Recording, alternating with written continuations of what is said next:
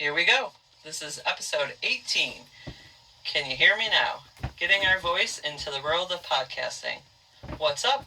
Welcome to Be Happy I Didn't Kill You. Confessions of a Recovering Angry Girl. Sam here, your host with the most golden opportunities. Today's topic is getting our voices into the world of podcasting. And here to discuss with me is Suzie Hunt. How are you today? I'm good. Thank you for inviting me to be on. I know, I'm so excited to finally have you on because I feel like a lot of people I knew even before you have already been on. Or that I knew after you have been on, and I knew you before them. Yeah. No, I'm super excited. I'm really happy that you asked me to be on. And of course, so we met in early 2000s. Yep. I don't really remember who we met through. I know, I was thinking about it this morning. I know that when we met, Lori lived in that, little efficiency apartment in the old hotel. Yeah. And then, we just decided that the three of us were going to live together. And then we got the apartment on Lexington, and we lived downstairs. And I remember when somebody broke in through your bedroom window... And it was your ash. Oh, yes. Yeah, my ash statue. It's okay, of all the things they could have broke, And then we lived upstairs together. And then I got the apartment by myself on Richmond, and then I lived on we lived on Lexington first, and I lived on Anderson, and then I moved back to the Falls. Yeah. But I really, I don't remember who introduced us. Yeah, I think it was just we happened to be at a party, and I remember, because I met Lori, I think, at a party somewhere, and I remember her saying that, oh, you and Suzie would get along so well, because you guys, have so much in common, and I remember hanging out with Lori a lot, but you and I were the ones that had more in common, and then when we lived together, you and I started hanging out more and more, and then I think that's where you and I ended up having, a more of a friendship towards the end there, because we were into the same music, and we loved horror, and And I remember when we were very newly getting to know each other, you were you're the first girlfriend I have that is as into horror and metal and the same kind of stuff I am. Yeah. And I was that's so cool. I know, and that's crazy that I was 20. By the time that I finally, had a friend that, I could talk to that was, a female about, this type of stuff and everything. Because, most of my friends, Alvarez, was, the first friend at all that I really had who I could talk to about horror movies and music. And, I don't know, I was, very goth, and you were very metal, and, we just kind of merged really well, and here we are, 20-some years later. Yeah, definitely. And that's funny that you say Mike, because I remember you saying, you're oh man, Mike Alvarez and you are so much alike, and then, we finally met, and it was oh shit, we have a ton of stuff in common, Yep. It's nice how you find your tribe, by, people kind of introduce you to, other people and stuff, and, I kind of felt bad, because I was definitely, in my crazy 20s when I was living with you. We all were, though. Because I dated the same guy from 8th grade to 11th grade, and then I kind of had a serious relationship again until, I was 21, and then, after that, when I, met you guys and everything, it was okay, now let me figure out, what I want in this world. Right. But I think that's, what our 20s are about. Oh, yeah. And I'm going to touch on that a little bit later in our conversation when we talk about, would we have done this in the past? Yeah. But, yeah, I think it's very serendipitous that whoever introduced us to each other, somehow the universe just knew that, we were meant to be friends. Definitely. These two have a lot in common that they can build off of and everything, and then, going out to my shout out here before I forget. So I'm doing a shout out. It's kind of weird because I already did Boogeyman's Closet, but I'm going to get to that after this. I'm doing it to Podbean for allowing to people to listen to podcasts like yours for free. Granted, I know you guys kind of pay a fee to get it on there and everything, but I think it's amazing to be able to be here. Anyone else can listen to this by being able to click on a link through Podbean, and that's just kind of a really cool service to have, separate from YouTube, which I'm using at the moment because I'm super poor and DIY, so I'm going for this and everything. It's all good. But your Boogeyman's Closet, I absolutely love listening to you on there, and it reminds me of the moments where you and I would stay up super late, chain smoking and drinking and just talking movie theories. So that was that ratty old couch we had in our first apartment, and we each had our spots because it reclined on both ends, and we'd have the ashtray between us, and then we would just like fall asleep in our like respective ends of the couch on the recliner. Yep. Oh, dog interruption. Yeah, there might be that. At least she's gonna be quiet with her dog interruptions. But it was so funny too, because like for like my first kind of intro into podcasting, at first I was like, all right, so I'm gonna listen to a bunch of people talk. Like I kind of like thought it was a little bit stupid, but then when my friends started doing it, I was like, oh shit, I get to listen to my friends have a conversation, and it's so hard, especially now that we're adults, to find like the time where we can get us all in the same spot. Like 20 years ago, we had mics on those Thursday nights where we would all try to go and like hang out, and we would have conversations like we have on the podcast. Totally, absolutely. And it's the same thing for me. Like I never really started listening to podcasts until I joined the Boogeyman's Closet, because I know Alvarez has listened to like the Kevin Smith podcast forever. Yeah. And he would always talk about it, and I'm like, well, it's been on for so long. Do I really want to devote that much time to like catch up? Because if I'm going to start something, I want to start it from the beginning. And just thinking of how many years at that point Kevin Smith had been doing his podcast, I'm like, I don't have time for that. Because I feel like he was one of kind of like the first ones that was really getting it out there that you would hear about, especially like us being like nerds and everything. It's something you heard about in our circles, like, oh, you know, he has this going on. But still, I was just kind of like, I don't know. I also felt it was very, before I was on a podcast and before I started listening, I was like, it seems very NPR-ish. And like, I kind of have to be in a certain mood to want to listen to NPR. Like, but I'm glad I'm part of the Boogeyman's Closet, and there's like a handful of podcasts that I do religiously listen to now. All true crime, but like my friend Sarah that I just went out for a coffee with, that's her thing, is like true crime, and I used to work with her when I worked at East Aurora High School, and I remember like while we were doing stuff, she would be like playing them, you know, she would just like have them on or something, and be like, oh, let's like listen to this. And then I was in a true crime book club with her through Barnes and Nobles. They did one, it was like once a month and stuff. It was really cool. I actually should get into like something like that again. I really want the Dennis Nielsen memoir.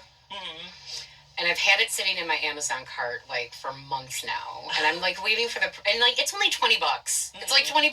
Yeah. But still, I'm like, come on, it's gonna go lower. And I even looked on Prime Day, which just passed, and I'm like, stupid me thinking that like this true crime like autobiography would be like marked down for Prime Day, because I feel that when we first started like being friends, like horror was a very niche thing.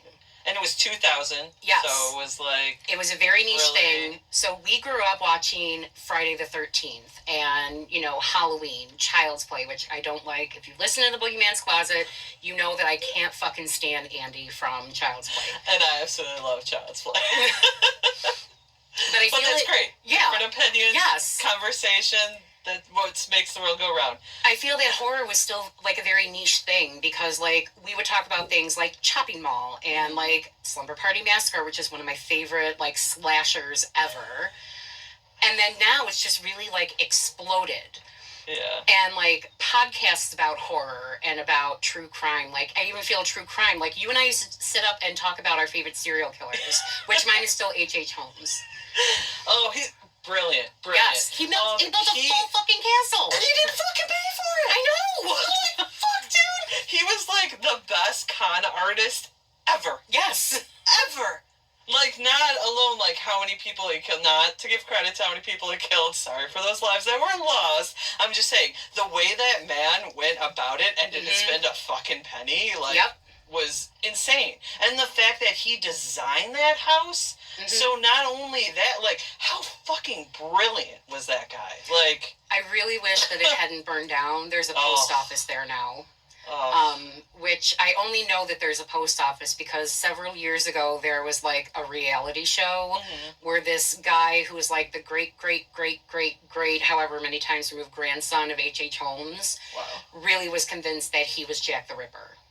So it was this whole like reality docu-series about could H.H. Holmes have been Jack the Ripper. The time period? Because he was there at that time, because he was in Chicago for like a long time. But I know he traveled like prior to that and everything. But I think if I'm remembering correctly, I think that there were like he could have been in London. But it's crazy because there are quite a few people where they're like, this kind of makes sense that it could have been this person, you know? Long story short, so you don't have to watch it, he is not Jack the Ripper. I mean, even with Shane, who doesn't love horror and doesn't love true crime like I do, he's the one that told me about the show.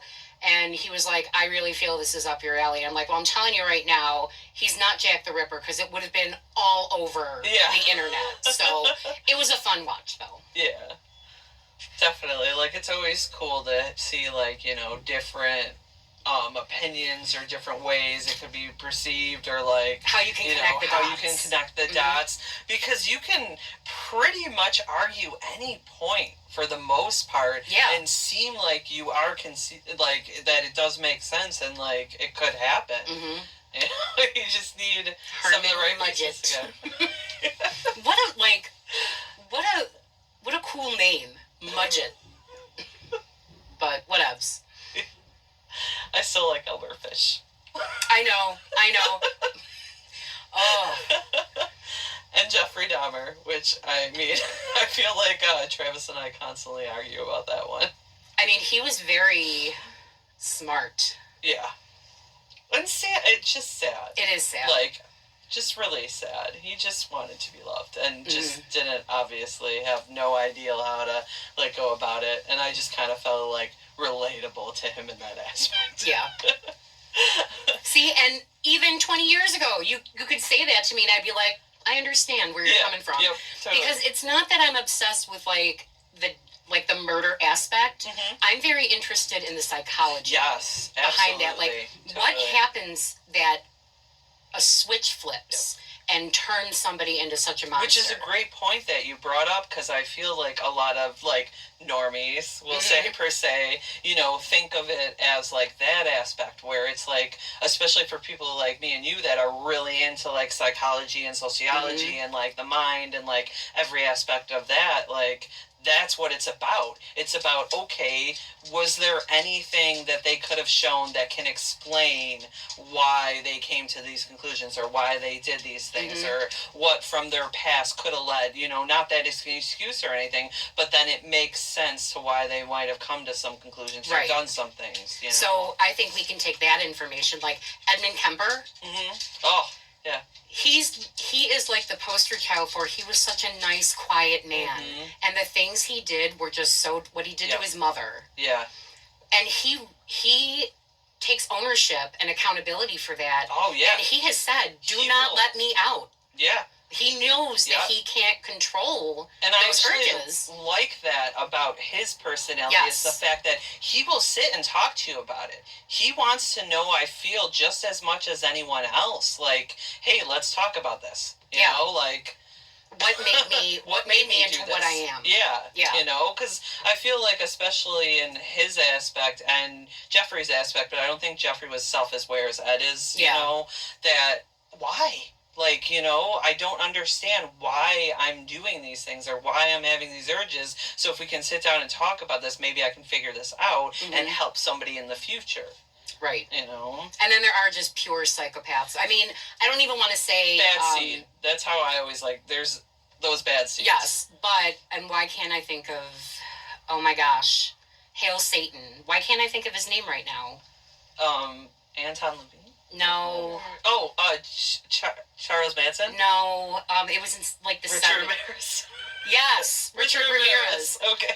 I listened to a lot of podcasts about him, and, like, until I started listening to true crime podcasts, I just thought he was just psychotic. Yeah. He had a major... madman in Disneyland? Yes. It was like they were chasing after him. He had a traumatic brain injury at a very young age. So, at that time, no one knew what kind of, like, long-term effects that would have. Yeah. Now, I'm not saying that had he not had that traumatic injury, he would have been, like, you know, president of the PTA, but I'm sure that contributed. There was other things that led to it, obviously. Yes. I mean... But that's just what I'm fascinated with, like, the psychology. What makes someone that depraved with that disregard for life? Yep. So I think both of us too, working in like human services, same thing, you know, like clients we're working with or students or whatever, you know, depending on what field you are in and everything. It's like, okay, what's making them do this? How can we make them happier, you know, have more of a fulfilling life, and try to help them figure this out. And give them the tools to cope with those absolutely, like socially, quote, unacceptable behavior. Yeah. So, yes. Totally. Which it's like that whole drawl comes from having those interests that we had younger. Right. Which you can kind of say like, thank you to her in a way for expanding our minds. And you know what, until we're having this conversation, it never, like, I never connected those dots. Like, why I'm so passionate about the work that I do. Because it is, like, people, I work with somebody. Yes. We literally, like, every day, like, I like to say to people with our students, every day, it's a mystery. Especially since I work with nonverbal, like autistic. It's like, okay, we need to find out what this kid needs to make them happy, why they're reacting in this violent or this sad or this destructive way, and what we can do. And, like, you and I both love to read mysteries when we were younger, too. Exactly. So, you know, like, it all kind of... It comes all full came circle. together. Yeah, it definitely came like first full circle. And I hate that, especially when we were younger, people kind of look down on our interests. Yes. Like, why are you into like those dark stuff? Like, oh, why are such, you know, happy pretty girls into dark stuff and all this stuff? And like, you know, why do you have so many tattoos that look so angry and demonic? I mean, it doesn't mean we're bad people. No, it just like, you were the metal chick, and I was, she's the goth girl. She's the metal chick. They must be devil worshippers. Yep. They must be bitches. Yep. So. Which, kind of going back to, like, you know, recovering angry girl, you do get angry when people label you like that and stuff and try to put you in, like, those boxes and everything. And it does get to the point where you're just kind of like, okay, fuck it, man. Then sometimes I will be the angry pissy bitch that, like, you perceive us as or something because you're saying that or whatever. And it's so easy to, like, fall into that, but then to be like, okay, wait, this isn't how I feel, this is just how I thought I needed to feel or how I reacted from the way people treated me. Or, you know, for any of us, I can say. I don't regret us growing up in the time that we did, but, shout out to Davey Mack at Rock Solid Tattoos. He's my tattoo artist. His daughter just graduated high school. And she is like the kind of goth girl that I would have been friends with in high school. And people are so much more accepting of that, like, look now. People are so much more accepting of, like, tattoos, and, like, metal is so mainstream. Don't at me for that, but it really is. No, and do you know how much of a difference that makes for your interest to feel like they're accepted? And for, like, that it's okay for you to be expressive and artistic and, like, all that? Like, I also feel that it gives me, like, a way to relate to younger people. Yeah, because they may be like, oh, you know, I'm trying to discover myself. I don't know who I am. Like, I've been there. So it's okay. Let's talk. Yeah, totally. And, like, that's, like, with my nieces and nephew, and I kind of feel like I go in and kind of self-isolate a lot and everything, and I will, like, shut down when I get, like, depressed or upset and everything, and I kind of feel like I spent a lot of time as they were growing up a little shut down and everything, but I hope now that they know, like, I'm here for them, and they do text message me every once in a while to ask for something or ask advice or whatever. That's super nice, and I'm gonna have them on an episode soon so we can talk about, like, how the future generation feels about, like, what's left for them to, like, grow up in and try to survive in and everything. And I think, like, it's going to be kind of neat to, like, hear, like, their perspective too on it. And I don't think we should ever, I know Alvarez talks a lot about it on Raised by Rentals, but I don't like the gatekeeping and the policing. I remember, and I don't know why I think it's because I felt empathy for the people being attacked with these sentiments. But when Wednesday came out and Goo Goo Muck, that song, like, exploded. And people were posting about Wednesday and how great it is, and, you know, people were doing the Wednesday Addams dance. But other people were like, oh my God, I love the Cramps. And it's like a teenager posting this, and then other people, you don't love the Cramps, you're only 16, you don't know anything about the Cramps. Why are we gatekeeping art for younger people? Like, I didn't like the Cramps when they were... Who are those people's parents? Right. The people that grew up listening to the Cramps. Right. And even if it isn't, like, if that TV show and that song and that scene got you to listen to some good old punk music, more power to you, because then that's going to open them up to things like Minor Threat and bands like that, like, aren't talked about enough, I think. Yes. And bands that, like, when I was listening to them, people were like, oh, that music's dumb, or oh, you're a Nazi, or... It's like, no. Read the lyrics. Right, read the lyrics. They're very much the opposite of that. Yeah, totally. Yeah, definitely. And that's the cool part, that a lot of this, like, stuff that's coming out now is letting them be exposed to some of that stuff that we grew up in, because it's coming back full circle. Because it seems like it always does, you know? Every 20 years, like, we redo this. But, I mean, it's art. It should live on forever, and everybody should appreciate it, if it's music or what they're wearing or something, you know? And you know what? On the topic of what you're wearing, I bought a Betsy Johnson baby doll dress from Torrid, and you better believe I fucking rock that shit to work in my combat boots. And I'm like, it just gives me this, like, because the dress of, like, the 90s and that style, that, like, punk gothy style, really, like, makes me feel good about myself. Yeah. And to walk into work and people who are younger than me be like, wow, you look really nice today. Like, it's such an ego boost. And at the same time, I'm like, I don't care that I'm going to be 45. I'm still going to dress however the fuck I want. Yeah. Swearing is okay on this, right? Oh, yeah, absolutely. If you listen to the Boogeyman, you know that I have a potty mouth. Because I feel like I really hate the fact that it took us to be in our 40s to be like, you know what? Fuck it, man. I'm going to be comfortable. I'm going to wear whatever makes me comfortable, and I'm going to do what makes me comfortable, and who cares? Like, it's so funny. There's this one student, I was with him during the year, and now he sees me in summer school, but he always with me, he's like, I can't even with your gray hair, Miss G. I just can't. Like, he tells me all the time, because he's, like, super high fashion, and I'm like, I love my gray hair. I'm embracing it. I'm a woman in my 40s. I should have gray hair. It shows I've lived life. And you remember when we lived together and we were first friends, I would not go grocery shopping without putting makeup on. I had to dye my hair all the time. COVID hit and something just, like, clicked in me. I wasn't going anywhere, and I had so much gray at the, like, already, and I was like, you know what? Fuck it. I'm in my 40s now. No better time than the present. And I just grew it out. And now I get compliments on it. People, like, think I pay hundreds of dollars. And I'm like, no, this is natural. I'm like, no, this is natural. Well, why is it purple? I use purple shampoo. That's it. That's my secret. And, like, to work, I don't wear makeup to work anymore. I'll put on, like, I'll fix my eyebrows and put on a little, you know, face powder. Yeah. But that's it. I don't put eye makeup on or anything. Because usually I'm getting so tired at my computer that I'm rubbing my eyes and I don't have to be like, shit. See, I always, like, my personal, like, opinion on it, I feel like it's a waste of money and it's something that we don't need, you know? Like, and it's just, like, why am I going to do it for, like, to please somebody else so they feel like they're looking at something comfortable, you know?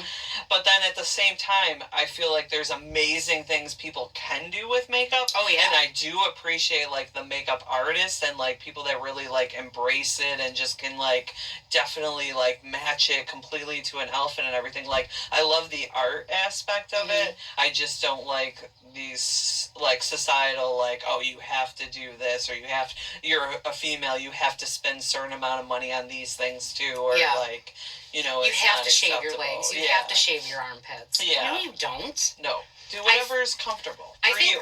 Yes, I think a lot of, for me at least, that has helped me be more comfortable in my skin. I still have a lot of body issues, but is the fact that Shane, my husband, he loves me exactly for who I am. Like, he doesn't care that I'm a big girl. He compliments me when I wear makeup. He tells me I look good when I don't wear makeup. He fell in love with you. Right. So you know. And that really has helped. Like, I'll get up in the morning on the weekend and, like, run to Tops in, like, pajama bottoms. And I'm like, I don't care. Yeah, it's whatever. Yeah. I mean, like, half the other people are there the same thing. So, Exactly. like, and then, like, the women who I see in the grocery store at 7 a.m., full face makeup, heels on a Saturday, I'm like, how long ago did you wake up? What time did you get up? And if that makes you feel good about yourself, do it. But for me, I'm just like, I don't fucking care who I run into. But then there's those amazing opportunities where you go to a party or something where you get that chance, or work. Like you said, you know, where you get a chance where you get to wear something nice and kind of be like, okay, I'll do this. I also love that my job has, like, the employer has become so much more progressive. Like, you remember I had to cover my tattoos. Oh, yeah. I can have my tattoo showing. I put all my earrings in now. Yeah. I have my nose pierced again. I went about my snake bites when I had to take them out. I was like, I didn't even have them for like a year. But, like, I feel that now my job is also empowering me to do and to present myself in a way that makes me feel that I don't need all that makeup and all that extra, because I've always liked the piercings and I like the art aspect of it. And I'm not good at doing makeup like Bailey Sarian, so. I love you, Bailey Sarian. But then that's the nice part about, like, appreciating then seeing the pictures and seeing, you know, the art and everything. And, like, I don't know, it's weird. It's weird how much we put on, like, presentation in, like, society, too. But, like, I don't know. I know my friends love me for who I am. Like, I tell Corey all the time when I go over there, I'm like... Shout out to Corey, so comes to this. Yep. A family comes to this podcast.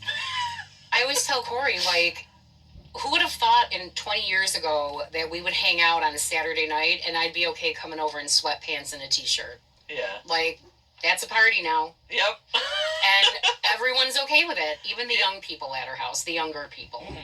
Which is nice that the younger generation is kind of getting into this, like, groove where they're like, okay, we can, like, you know, use podcasts to speak our mind and, you know, wear what we want and use, you know, these other opportunities we have to be able to be like, all right, do what makes you happy. Right. And then that's what, and I feel like, especially our generation growing up and everything, we were told so much that, like, make the people around you happy and that will make you happy. And, you know, that was like, it was such a big thing pushed into us. And it doesn't, you know, you can't make anyone else happy. It's something that you kind of have to take in within yourself and figure out, like, you know, speaking your truth and doing things that you enjoy and everything. And it is still something I struggle with. I don't want the listeners to think that, like... Oh, no, absolutely. I mean, I still Recovering in the title, you know? I still struggle with that. Yeah, absolutely. But at the end of the day, like, I have a lot of anxiety, and I've told Shane this before. Like, just taking the dog for a walk in Fort Niagara. Because... I'm taking her for a walk, and in my head, I'm like, you know, this is good for me. This is going to help me be healthy. It's going to help me toward, you know, reaching my goals of being my best self. But still in the back of my mind, when I'm walking through with, like, a tank top and shorts and sneakers, I always have that in the back of my mind, and it's from being a big kid. And, you know, in the 80s, kids are ruthless now, and I think kids now have it even worse because you have the cyberbullying. Yeah. And that shit can spread like wildfire. Yeah. But still in the back of my head, like, if I pass someone who looks younger than me or around my same age, I think in the back of my mind, I hear that voice. They're like, look at that fat ass walking through the park. 100%. And that can sometimes be really debilitating for me. Oh, yeah, absolutely. Absolutely, you know, and I hated that they're like, oh, well, it's just like words and stuff. And I just feel like words just affect you so much. To quote the late, great David Hutchins, words are weapons sharper than knives. Yeah. It's true. It's true. Yeah. And I'm glad that, like, we're at least talking about this stuff now, and, like, the younger generation is talking about it, and we are. But there still is bullying, obviously. But I feel like it's not to the extent where it was when we were younger. Yeah. You know, like, it's still there. And especially, like, for me working in the school system in multiple, like, school levels and everything, I'm seeing it, you know, and I'm not seeing it to the extent that I saw when we were in school.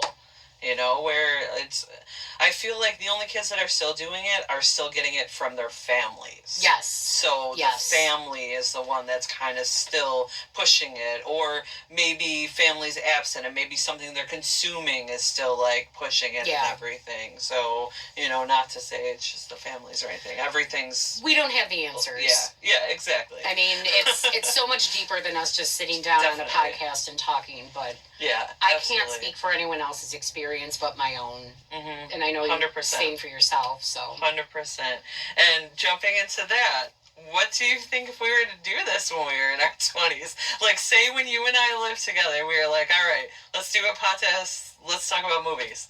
I think that it would have been us sitting on that ratty-ass couch with...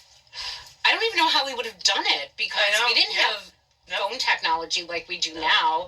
Like, we probably would have been able to record something on a phone. No. Maybe for, like... 10 seconds. Yeah, totally. And then it was like, I look back at videos when we had flip phones, and I'm like, I can't even see what that is. Like... What's going on? I think that we would have, like, probably done it more video, because you had the VCR. Live journal. Or live journal, yes. Yes, it live journal. It would have been typed out live journal form. I think that we would have had a video camera, and it would have been the two of us on the couch, recording us just both getting fucked up and just having a conversation about movies. Like, oh, who shot first? Oh, well, you can make an argument for this, you can make an argument for that. Yeah. And then it probably would have turned into like, wait, let's make this a game. Yeah. And then it just would have gotten absurd. Yeah. And then all of a sudden it would have been 3 hours. We would have been like, wait, what are we doing? And then editing it from a VHS tape would have been a nightmare. So we would have just like copied a bunch and given them to our friends. It would have been like the mixtape. Yeah, totally. I also don't think that in my 20s because, like you said yourself, like, that was, like, crazy times. Yeah, like, totally. Like, you were just... Could you imagine if we had cameras and phones and, like... I don't think either of us would be employed. Speaking of meeting Lori, remember when we had that naked party at Lori's house? I don't even know who started that. Yeah. Or who thought it was an awesome idea. It was probably Cadillac. It probably was. Yeah. But, like... That bastard. It was when I was in my 20s. I'm the oldest of 5, and they're all my siblings are so much younger than me. They love you too. My parents love you. Even with my ketchup obsession, your mom could not understood. Sam came to Thanksgiving at my family's house one year, and we're all sitting down, and Sam just so sweetly looks at my mom, and she says, "Excuse me, do you have ketchup?" And my mom was like, I could tell she was like, "What?" But she was like, "Yeah, we do." She's so sweet. It's in the fridge. And then my mom got the ketchup out, and you put it on the dinner. And my dad was, like, mortified, like you had slapped him. And my mom's just like, it is what it is. I'm so proud of your dad for being so respectful. Yes, my dad, I did not know. I love your dad. I know. No, I was too. And my mom was just like, "No, Biggie, she likes ketchup. Let's everyone keep eating." But I think, like, moving out of my house for the first time, like... Yeah.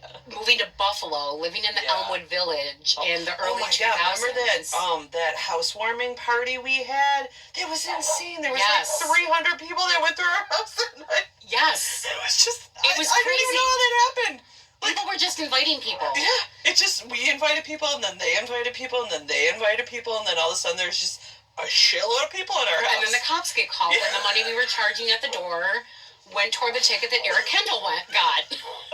So, I mean, it is what it is. But, like, I only cared about making my car payment, paying my rent and bills, going to work to earn money, and having money to go out to the bars. Because I feel, and this maybe it's just my perspective, because I grew up in Niagara Falls and had a very conservative family growing up. But, like, I just wanted to go out to the bars. It was like the golden age for me. Oh, well, I think me too. Like, especially for us in our early 20s, we're now able to legally, not that we weren't drinking prior to legally but now drinking. We could go now and we not could legally drink. Worry about a fake ID. We worked, or we lived near the Elmwood, like Allentown and stuff, like a huge party town, like huge, amazing bars. The Pink, rest in peace. I was crying. Oh my God. I had so many feels. Oh my God, we spent a lot of time. Yeah, we did. A lot of time at the Pink and Hardware, and then they had the metal nights. At Frank's. We would go every Thursday night to Metal Night. Yeah, that was wasn't great. it Binky who spun there on Metal Nights? Yeah, I think he first started, and then Sally did, or Sandy. Yes. Who lived at 33 after I moved out of that punk house. I remember she was spinning there too, which is really funny because Will from Silk Screams, his wife is Stephanie that used to hang out at Metal Night all the time. Oh my God. Yeah, and like... What a small world. I know. So when I met her at the event I did for Silk Screams, she was like, we're looking at each other and we're trying to figure out how we know each other. And finally we're both like, Metal Night. And it was like, yep. That was it. And Nietzsche's. And then we go to Frizzy's. That's like one of my favorite pictures of us is when we went in the photo booth. Oh, yeah. Oh, man. Frizzy's photo booth was freaking awesome. And Frizzy's was so great just to go play darts and dance and just like... Yep. Oh, man. Those were the crazy... They were the crazy days. And you know what? And I talk about this at work all the time, too, with, like, people who are around my age. I'm like, I can't believe that I would go out until, like, on a Friday night. I would go out till, like, 3, 4 in the morning, take a quick nap, take a shower, and then go work 8 to 4. And sometimes get stuck there doing a double till midnight. And I was still, like, raring to go at 12 a.m. when I got out. Oh, you guys are going to the Pink? All right, I'll meet you down there. Yep. And that we had the exposable cash. That it was just, you know, we were just paying bills and going to the bar. It never dawned on me, like, this is the time when you should really start saving. But I was like, oh, hey, I got $20 left over. And you know what? Going to the Pink with $20, you would get lit. Yeah, you would. You'd even get some bacon. Yes. Or a chicken sandwich. Sunday nights, chicken and porn. Yep. Oh, man. And being, like, in Buffalo during that time, I think was, like, an awesome time to be there. I feel like Buffalo's kind of coming back to what it was then, but it's still, like, that was a great time. There was live music everywhere. There was, like, the bars. There was all kinds of people, all kinds of events all the time. It just was, like, a good time. One of the last times I went to the Pink, I walked in, and I was just flooded with all this nostalgia, all these good and not so good memories. And I just remember thinking to myself, I am probably one of the oldest people in here. Because I didn't live in the city anymore. I'd moved back to the Falls. And I think I went with, like, Sean and Colin. We were like, hey, for shits and giggles, let's go revisit our youth. Yeah. And then, like, one of the things after, like, the sadness started dissipating after the Pink burned down, I was like, I made some of the best friends I've never seen again in my life in the bathroom at the Pink. He did what to you? Oh, he's a motherfucker. Yes, I will hold the stall door for you. Oh, man. Oh my God, and the toilet paper rolls on, like, one long cord. And it could only, if it got too, like, if you used, like, half the sheet, then you'd have to, like, roll it like this, but then you had to have your other hand under it to catch it, so it wouldn't touch the floor, because there was so much piss and sadness and booze on the floor. And it's so funny, because, like, when I'm with Alvarez, and I'm sure Shane's going to say it again today, because we're back together, and this is the first time that Shane and I have driven out to Sam and Travis's. We live about an hour away, and I was so super stoked when she was like, do you want to be on my podcast? And I know he's going to say this, but every time, like, I'm reminiscing about stuff that I did when I was in my 20s, he's like, no, you didn't. You didn't have a life before we started dating. And I'm like, okay. Yeah. Oh, man. We met some intense people, and we had some crazy experiences, but it was great. It was. Like, it was just so fun. All the dinner parties we threw, everybody dress up, and then we get, like, lit and full and go down to the Pink, and good times, good times. It was a good time to be, like, single and crazy. Yes, like, yes, it was. Know, like, for that time. The Continental was still around. Oh, yeah. Oh, man. Oh, boy. Good times, good times. Great oldies.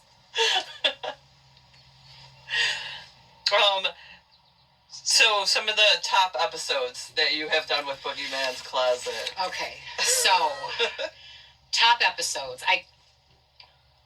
I can't think in my head of exact movies, but my favorites.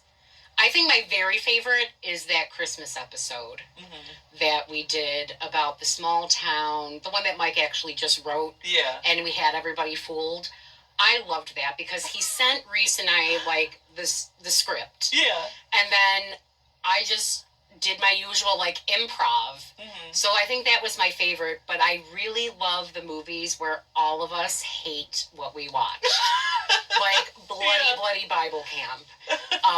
Because Mike can always find, like... He can always find one good thing. Yeah. But I think that when all three of us hate a movie, I think it just makes it so much more fun because we're just really just hardcore ragging on it. Yeah. And it just makes for a good episode and a lot of laughs. And on the flip side of that, the hardest episode for me was Henry, Portrait of a Serial Killer. Because that, and that I think was like my first round when I had first joined Boogeyman's Closet. Okay. We did movies about serial killers. So like Tara picked My Friend Dahmer. I forgot what I picked. I think I picked the Gacy movie. But I remember we did Henry, Portrait of a Serial Killer, or maybe it was later on, but that's always been a really tough watch for me. Yeah. I think Michael Brooker is fantastic. Yeah, he does a really good job of that. Just all the themes in it and how depraved it is. It was just a hard watch. There was no humor in that episode. That's like, I'm still trying to watch The House That Jack Built. I don't know if you've seen I've that seen or it. not, but... It was a hard watch. Yeah, I haven't gotten far into it. It's the first movie that I've really been like, yeah, I just can't. That and some episodes of Black Mirror.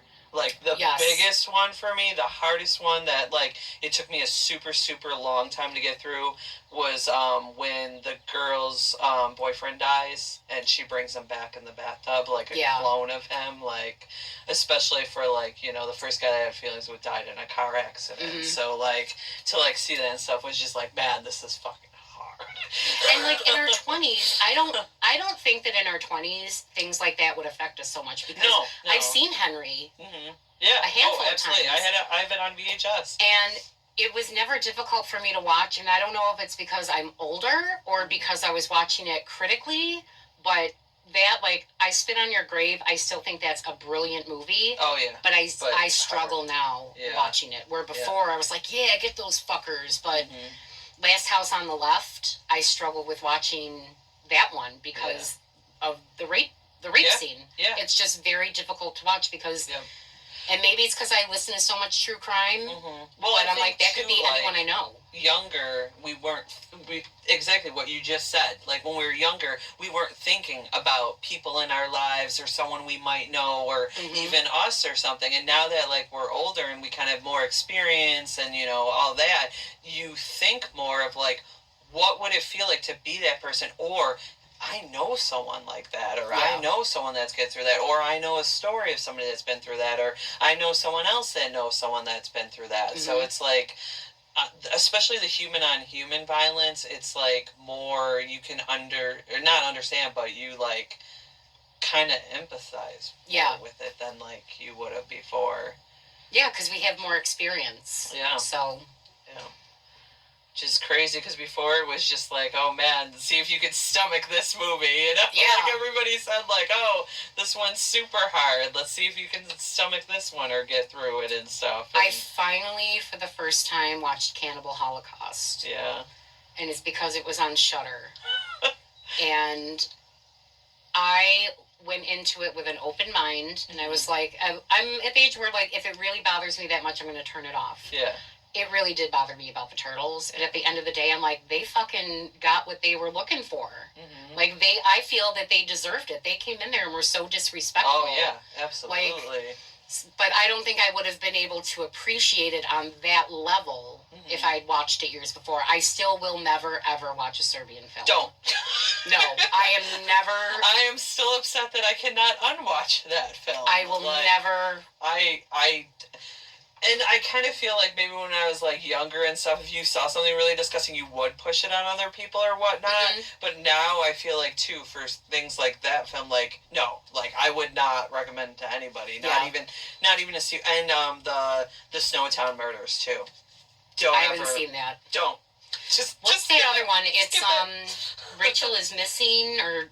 Oh, Megan's missing. Megan is missing. I don't think I could watch that. I watched it. I don't know. Like, it is scary, especially since you're seeing, like, clips, supposedly, of, you know, videos she made prior to, like, her going missing, and then, like, what happens, and just... That one I wouldn't put as much as some of the other ones. Like, I tell you, maybe watch that one, but, like, yeah, the other ones. And that Snowtown Murderers was based on a true story about, you know, a serial killer that convinced a few of his neighbors to help him with those murders. But the one neighbor mainly, like, that's the most disturbing part is that kid. Because that kid was, like, raping his little brother and stuff. And, like, don't watch that movie. Anything where family members are getting raped, just kind of avoid. Yeah. There's your professional... opinion, guys. Yes. Would you do your own? I thought a lot about this, and I'm going to say no. Because I don't think that anyone would ever want to listen to just me talk about any topic. I would feel too much like I'm giving, like, a dissertation to get my PhD. Mm-hmm. I prefer settings like this, like the Boogeyman's Closet, like the time that I was on Count Creepyhead, where it's a conversation. I like those much more. Yeah, definitely. Than I wouldn't want to listen to myself talk about anything like for a long period of time either. I just think that when you're interacting with one other person or a group of other people, like, you can get other ideas and it lets you see other points of view. Definitely. And then you may have something else come to mind. But I think it's more fun to do it with other people. Yeah, I feel like every time I've done one of these, I've had one of those aha moments like, oh, wait, hold on, this makes sense. Okay. Yeah. There's been a few, like, aha moments, like, while I've been on Boogeyman's Closet where I'm like, oh, I never thought about it like that. Yeah, because you don't, you know, and I think that's not to, like, say, go talking to the world and everything, but I think one of the biggest issues with the world right now is people aren't seeing other people's perspective. Yes, they are maybe seeing them say something, post something or whatever, but they're not, like, listening to it and analyzing it and be like, oh, maybe that's why they see things this way, or that's why they see things this way. And I think, like, a biggest part is keeping, like, these open conversations and having like these discussions and stuff, and being like, we all kind of are the same, but, like, you might see things differently because you haven't seen them this way, or you haven't seen them that way, or you haven't been through it yourself. And unfortunately, for a lot of situations, you don't know until you've been through it yourself. Exactly. So. And I think that the reason I like doing the podcast in, like, a group setting is because it really illustrates how art is so subjective. So you could get one piece out of a movie. I could get a completely different take on it. And then we talk about it, and we could both be like, wow, I never thought of that. Totally. And that's what I love about, like, more of a group setting. There's only one podcast that I listen to where it's just one person, but he's also British, and he has a whole bunch of different, like, podcasts and YouTube channels. Oh, okay. So it's more like telling me a bedtime story. Yeah. Isn't that so funny that, like, as soon as you said British, I was like, oh, bedtime story. Yeah. You know, you just automatically think, like, oh, that voice is, like, super soothing and, like, makes me kind of be in, like, that mood and everything. And then when he fucks up, like, The Casual Criminalist with Simon Whistler is what I like, one of the podcasts I like to listen to, and he also has them on YouTube. And you can see, like, the look on his face, because, like, hearing him, like, blunder is one thing, because then he'll laugh and be like, what are you on about, mate? But then seeing him, like, laugh about it and then take, like, a drink of coffee to compose himself, it just, like, takes it to that next level for me. But he's, like, he tells me bedtime stories.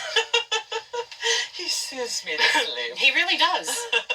And then it's true crime So it's kind of talking about true crime stuff. And it's like not just like U.S., it's not just like Britain, because he and his wife and their children live in Prague. So, and he'll like sprinkle like things about his childhood and growing up, like if he's talking about a crime that happened in the UK, and he's like, well, when I was young, my mates and I. And I'm like, oh, did you go to the Winchester? I just went to the Winchester in Ohio. They had one in Ohio there. That's I went to awesome. visit Brad, and Brad's like, let's go to the Winchester. I'm like, yes! Have a pint of it for the whole thing to blow over. That's exactly what I said. And he's like, I say that every time. You have to. Yeah. So you feel like your family and friends have been supportive? Oh, God, yes. My brother Adam, when we did the burning, he guest hosted on it. He asked, can I be on this episode? You've been on it a handful of times. Corey and Brian have been on it a handful of times. Dawn's been on it. And even like at work, fun. I'll be like, when I worked at my in-between gig, I call it now, my supervisor was so excited that I did a podcast, and he's kind of into horror movies. And I said, Larry, I don't think I want you to listen to my podcast because he always tried to foster, like, do things outside of work that make you happy, because then you'll be it'll help you be your best self. Yeah. And I said, you should not listen to it because I am, like, I swear a lot. I make a lot of dirty references. And he actually did listen to it. And I came in the next time, and he's sitting at his desk, and I go, good morning. And he just, like, looked away. I go, what's the matter? He goes, I don't think I can look at you now that I've listened to that. But he was joking. That's kind of relationship we have. But no, everyone. You said that. Yes. But everyone thinks it's so cool. And you know what? Even if I tell someone, like, hey, I do a podcast, like a casual coworker, and I'm like, I think you should listen even just to this episode. Yeah. Like, Nightmare on Elm Street, someone I used to work with at my current job, that was his favorite movie. I told him that we were covering that, and he made a point to listen to that episode. Nice. So even if I can get one person to listen to one episode, that's a win for me. Even if I can just, like, say, hey, I do a podcast, they're like, that's really cool. Listen or not, like, we're not going to make money. None of us are quitting our day jobs anytime soon. Which is leading to this being, like, healthy for you because it makes you happy. And especially when the pandemic was going on, everybody was isolated, but Alvarez still found a way for us to record remotely, and I still was able. I think the pandemic fucked everybody up a lot. Absolutely. But it really allowed me to maintain that outside connection. So, I'm stuck in the house with my husband and the cat. At the time, it was just the cat.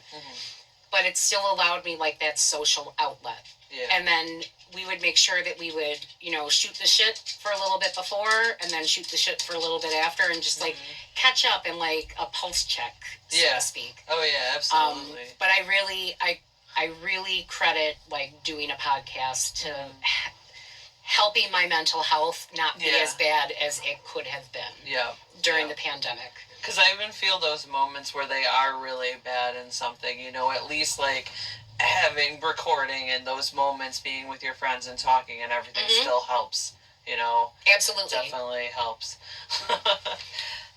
And it's just, like, especially because Alvarez and I have been friends for so long. Doing the podcast with him and Maurice, it's, like, very reminiscent of, like, the Denny's days when we would just go there at, like, okay, what time are you going to be there? 8 o'clock? And we'd stay there till, like, 4 a.m. and just talk about movies and music and whatever random shit we wanted to talk about. And it kind of gives an element of nostalgia for me, too. Yeah. But it also, like, it makes sense that, like, you and I are using, like, this art form and stuff because we love conversation. Yeah. And, that's been something that has always, like, drawn us to each other, too, is, like, that fact, like, we love conversation. We love when we can bring more people in for the conversation and, like, be able to talk about it. And it's really nice. And I think it's kind of hard to, like, differentiate sometimes between, like, people that enjoy conversation and people that enjoy gossip and causing trouble. Yes. Because a lot of times, like, you know, those people will cross paths, and it's easy, you know, to get in that. We used to live with somebody who was like that. So we're not going to name names, but yes, like, those people definitely, like, you kind of have to be cautious of because they do have, like, destructive intentions. And I think now that we're older, we have more of a radar where, at least for me in my 20s, I was picked on and bullied, and like I was always the outcast, and I was still very insecure. And I'm at the point now, and just like the last probably 5 or 6 years, where I'm just like, you know what? Why am I collecting? Am I keeping this person? I'm going to use Facebook as an example. Mm-hmm. Am I keeping this person on my friends list because I genuinely am wondering like what's going on in your life, because I do have like peripheral friends, even acquaintances I'm friends with on Facebook. Yep. But I still care about like what's going on in their lives. So do I want to keep this person because they, to Marie Kondo it, do they bring me joy? Mm-hmm. Or is it just like, am I holding on to them because the nostalgia, the memories? And I finally unfriended that person. Mm-hmm. And in talking with a friend of mine who was this was after you'd moved to Wales, is when I got to be really good friends with this other person. But it was the same thing, like those underhanded comments, like we would get ready to go out, oh, you look really nice for a big girl, like there was always that stab in the back. Mm-hmm. And we have talked about it, my other friend and I, and how like we really let that person like damage our psyche even further under the guise of like, hey, we're friends. Like, yeah, we had a lot of good times going out and getting drunk, but when push come to shove, like that person is not a good person. Yeah. And you and I have even talked about how we felt they put a wedge between us. Yes, even, yes. You know, which was like, it wasn't the case at all. Exactly. You know, they were just finding things to try to like stir the pot because that person is driven by drama. So I totally disconnected. Her spouse sent me a friend request again. I did accept it, and then after a while I was like, it's really not like I don't bear any ill will to the spouse. That's the hard part for me too, because I was so close with their spouse. And you're like, the one who introduced them. Yes, absolutely. But at the same time, like I don't need that connection. Yeah. And even though I don't have any ill will or any bad memories of my friendship with that person, there's no need for me to be connected to that family anymore. And it's always hard to like make that decision. Like, is someone in my life like helping my life? You know, like, are they a good influence? Are they somebody, you know, that can help me grow as a person and everything? Or are they holding me down? Right. You know, is this person someone who's going to call me out on my bullshit? Because let's face it, we still bullshit. Oh yeah. We still bullshit. And the close group of friends that I have, our mantra, I guess you could say, is we never pass judgment on each other, but we're going to give it to you straight. Yeah. So if I think, I'm just going to use a dog, if I think Ripley's being a bitch or overreacting, I'll say, I kind of think you're overreacting because you need to consider, you know, A, B, and C. Yeah. And sometimes that stings, but after the sting goes away and you can reflect on it, like, that's a healthy relationship. Yeah. And I feel that I'm finally in a place in my life where the close people that I have in my circle are healthy relationships for me. Yep. But I feel like that's the best advice we can give to the younger generation. You know, is don't waste time on people that you're not feeling. You know, that you're getting and giving within an equal amount. If they're tearing you down and you're doing nothing but lifting them up, that's an imbalanced power, and that's abusive. Yes.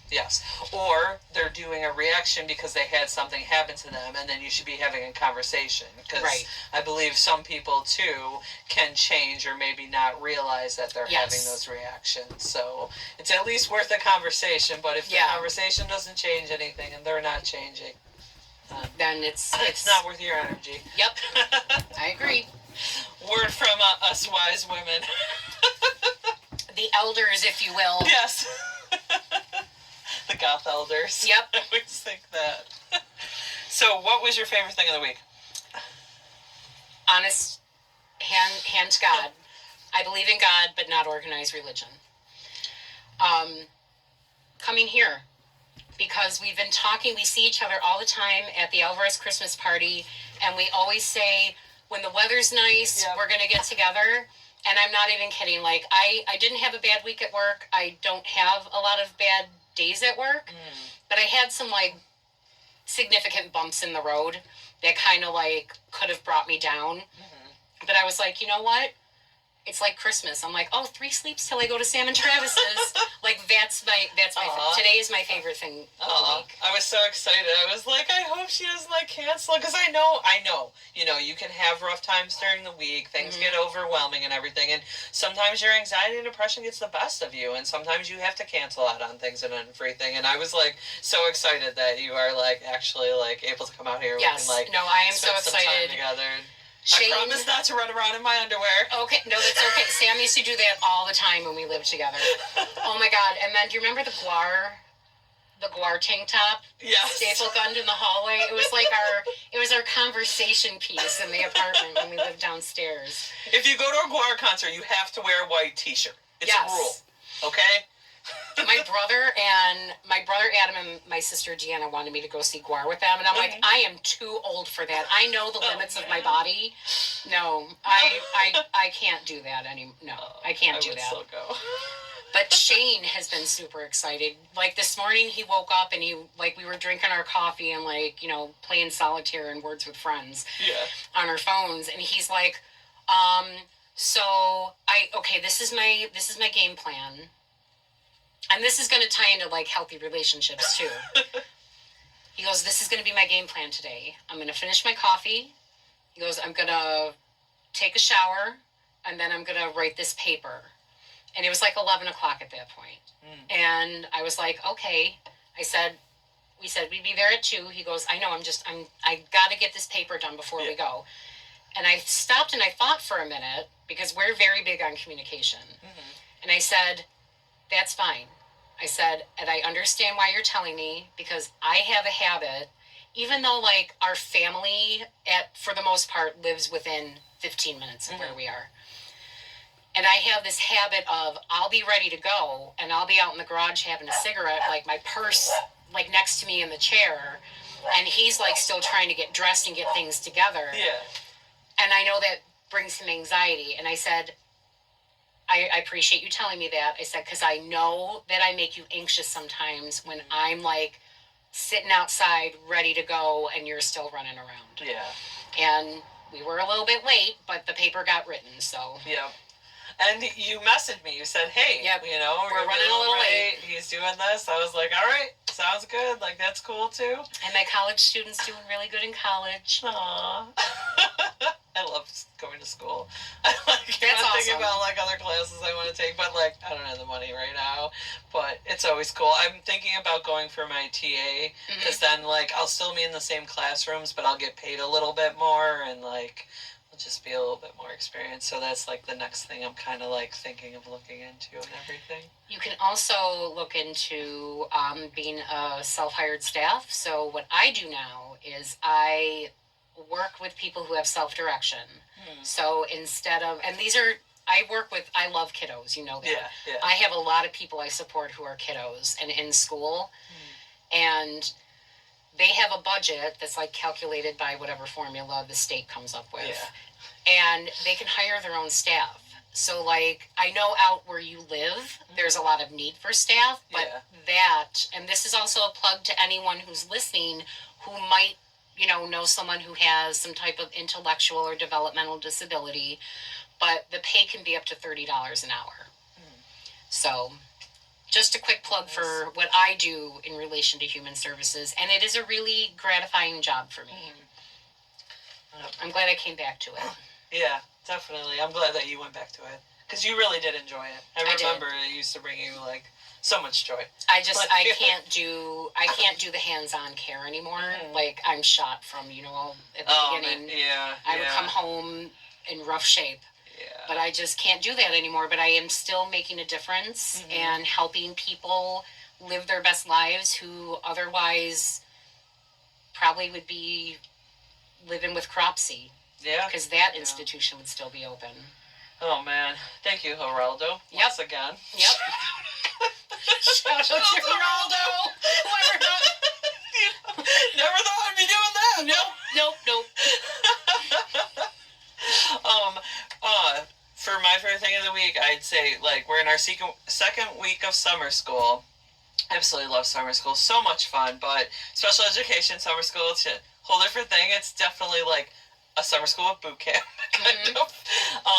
We watched a movie this week that was awesome. We had a foam party. I didn't get to be a part of it, but that's because my guy was having a really rough time, and just, it was too much rough. Sensory input. Yeah, he got pretty violent. It was pretty rough, but I was just like, all right, you're 7. Punch me, get it out, get what you need to do, and then we'll figure out what we need to do to get you calm. And luckily, we got him calm, and he was super happy. And like we have a team there to come in if we have to diffuse the situation, and it's getting like too bad or whatever. So we were worried we were gonna have to call them in. They came in, but I was able to deal with the situation, and then they complimented me, the team afterwards. And isn't that a really good feeling? It was amazing. Yes. Yeah. They were like, "Wow, like that was great. That was exactly what you should be doing." And I was like, and thanks. that's so gratifying because it's not like absolutely, because you don't want to get to the point where you have to put that kid in a hold or something. Right. No one wants that, right. And you don't want to put the kid through anything traumatizing, and especially being nonverbal and stuff. It's harder for those kiddos to communicate. Absolutely. Because they can't communicate in a conventional way, so to speak. Yep. And they have autism or whatever else going on, which they don't have, especially that young. They probably don't have the tools in their toolbox to express what they are feeling. Absolutely. Express anger or frustration in an appropriate manner. Absolutely, yeah. And it's nice for them to like have people that understand and they're able to communicate for them or help them and stuff. And like, I love it. I love it too. There's, like, that you should never have favorites, but someone I support on my caseload right now, and when I was at my in-between gig, I still stayed on per diem at one of the sites, and she was one of like the people I always felt myself drawn to because she was a little bit more challenging. And now I get to support her in self-direction on my caseload. And she has 3 staff that work with her when she's not going to her day hab. Her dad is constantly texting me pictures. I talked her dad into, she loves to swim. I talked her dad into like getting her to join a gym because it's reimbursable through her budget. Yeah. And the gym has a pool. And he'll send me pictures when he takes her, and she's a smile on her face. Aww. Like it's that kind of stuff. Exactly. That like I feel very gratified in what I do for a living. 100%. Yeah. Yep. Those little moments where you can tell how happy they are. Yeah. Like how much they appreciated like everything that you did, and the fact that you still were there for them.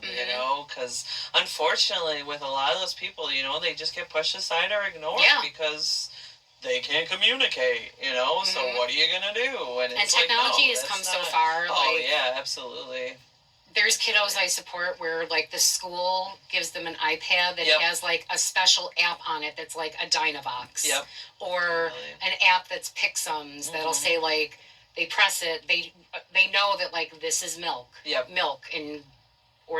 There's just, I don't know. I feel that we can learn so much from the people that we're supporting as much as they can learn from us. Oh, yeah, absolutely. And I definitely feel that I grew up a lot when I worked, like, direct care for all those years. Yep. Yeah, it teaches you, how to, like, have compassion and, like, respect people and, like, understand where other people are coming from. So I feel like that's something a lot of people need. Oh, yeah. And I like that more and more, like I work in a regular middle school also, but the special education department, and I like that how we're putting special education departments in gen ed middle schools or high schools or elementary schools, because then those kids are getting the chance to interact with those kids and see like, hey, they're into the same things as me, and we can have conversations even if we can't have actual conversations, or we can play and we can use our imagination together and do all this stuff, and that's fantastic. And I've also learned in self-direction that laughter is like a very powerful tool, and this is like, I know we've kind of gone off the rails with this, but no, this is all right.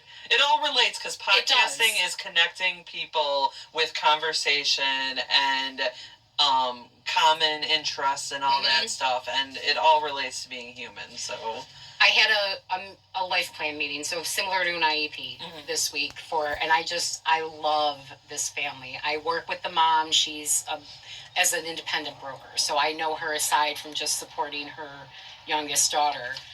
Her daughter is just so happy, and I get on the call because everything is still Teams because they live out in West Seneca, and COVID changed everything, so we can have virtual meetings.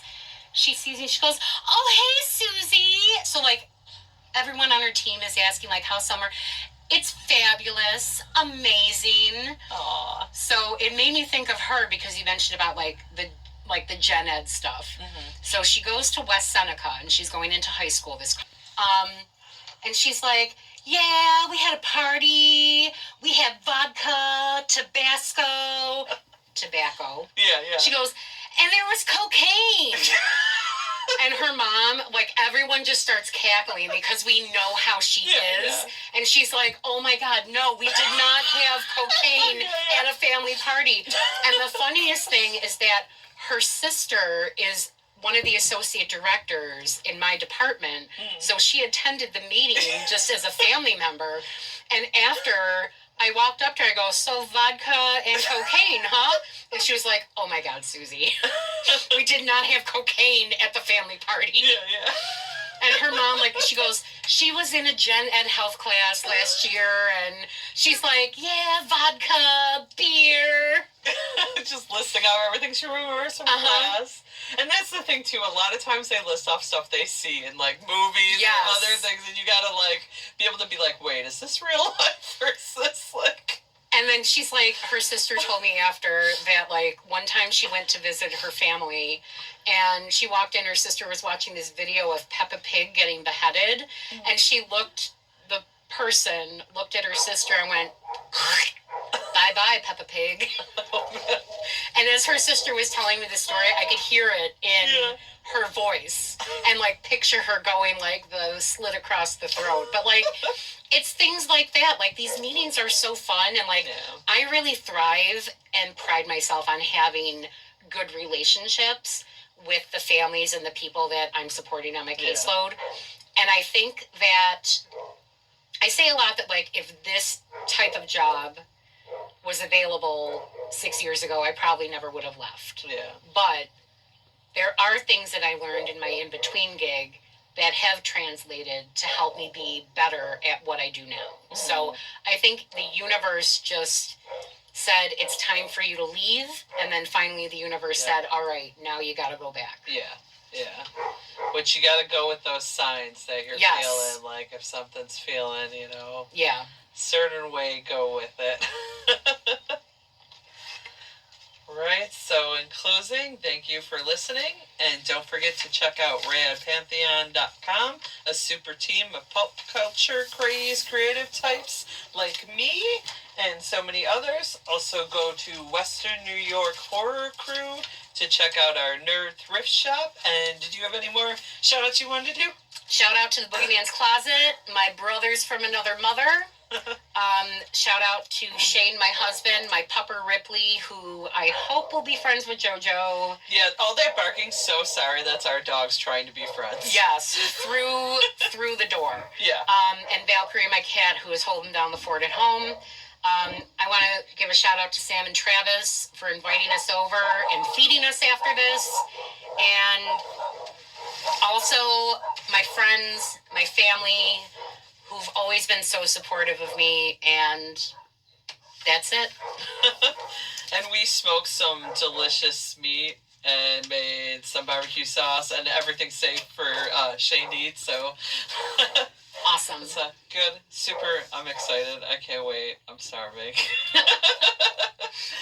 But a shout out, of course, to all the other podcasts out there, especially our friends. We have such, I still keep thinking of Josh saying on Raised by Rentals that we're so incestuous with our podcast. We are.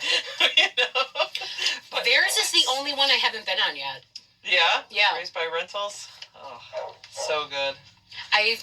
I'm not going to push it. You guys gotta put Suzie on there. If you do come up with a thing that you think, an idea that you think I could be a contributor to, let me know, because I would love to guest on it. I get a lot of laughs out of your podcast. And Count Creepyhead. Yeah. Oh my God, that's so funny. Congratulations to Josh Hibbard on getting the new Professor Pickman cave set up. I know that's not what you call it, but that's what we're calling it. Words are hard. We're trademarking it right now. Yeah. I know. I can't wait to see once he gets all his toy rooms set up and everything. Yeah. It's gonna be freaking awesome, super awesome. Upcoming event for me is August 22nd at 6:30 p.m. through Raising Goddess. I'm doing a panel discussion for the movie Stardust. I'm super excited. I'm their guest star for that discussion. They're doing a film series with 8 different films, and they're having a guest star for each film for a panel discussion, and I am beyond honored to be on for Stardust. So that's gonna awesome. Be super awesome. I'm really excited about it, and all the movies are related to witches and everything, and it's going to be super neat. Awesome. It's going to feel like I'm on the Boogeyman's Closet. That's what I'd be thinking in my whole head. Okay, watch this movie. We're going to talk about this movie. And then to quote the character Cinda Canning, embrace the mess. That's where the good stuff lives. Everybody enjoy your night and try to make someone smile. You've made me smile. A lot. Aww. This whole conversation I've been smiling. Your face is going to freeze like that. And bye. Bye. And then I wanted to just add here at the very end of this episode, even though we said bye and everything, just to kind of explain the disappearance of episode 15.